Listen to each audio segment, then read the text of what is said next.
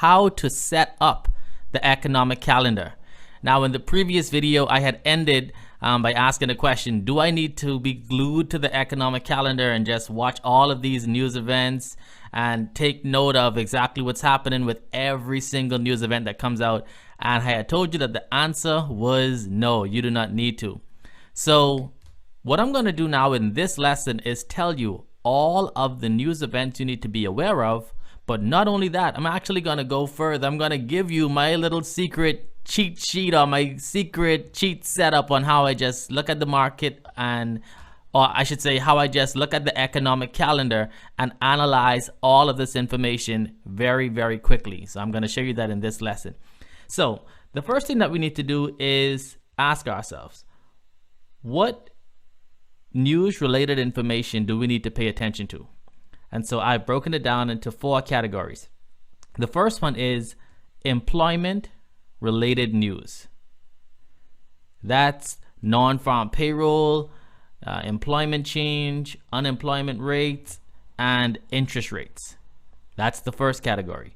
The second category is PMI, which is Purchasing Managers Index. The third is GDP, or Gross Domestic Products. And then the fourth one is CPI, Consumer Price Index. And so that's the 4 main categories that you need to pay attention to. So what's the secret cheat setup on how I do this real quick? So what I'm going to do is I'm going to log in my settings. Oh, 1 second. Let me just log in real quick.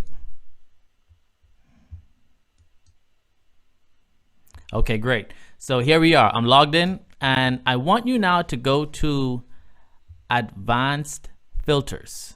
I want you to go to advanced filters, and here are my settings. So the only 3 currencies that I have selected is the currencies that I normally trade. I normally trade the US dollar, the Great Britain pound, and the Australian dollar. So you can deselect everything else, or you can deselect whatever you don't trade. Let me be clear and say that. Only select the currency pairs that you trade. If you notice up here, I only have high impact news on. Now, if you want to, you may want to have medium and high impact news on, but personally, I only have high impact news on. But if you're just starting out, you may want to put on medium and high impact news just to get a feel of how things run on the economic calendar and how it reflects in the market. Then categories. This is where everything comes together. This is extremely important.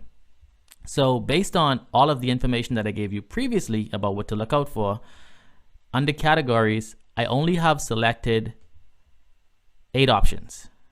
I have central banks, consumption, economic activity, housing market, inflation, interest rates, labor market, politics. That's it. Everything else I have deselected.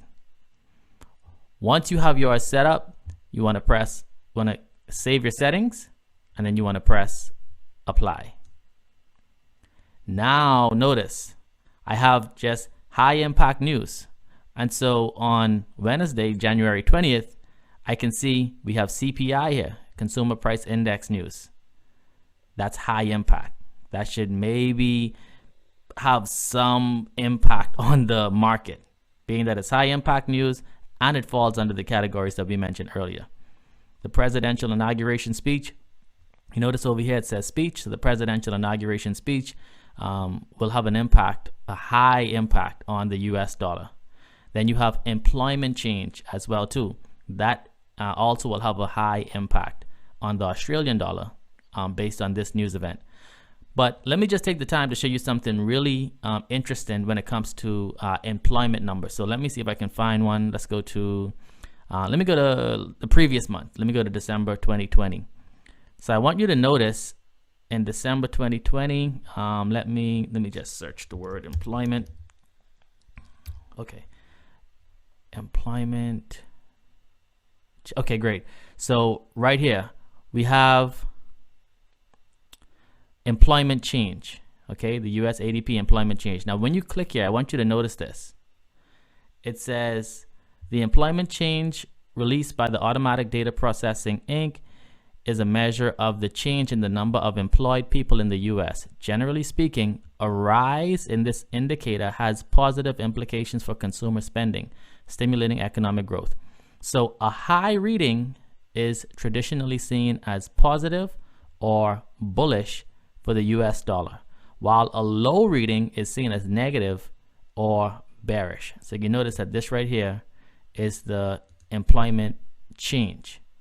Now I want you to notice this over here, where it says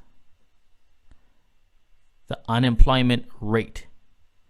You notice it says the ILO unemployment rate released by the National Statistics is the number of unemployed workers divided by the total civilian labor force. It is a leading indicator for the UK economy. If the rate is up, it indicates a lack of expansion within the UK labor market. As a result, notice this, a rise leads to weaken the UK economy.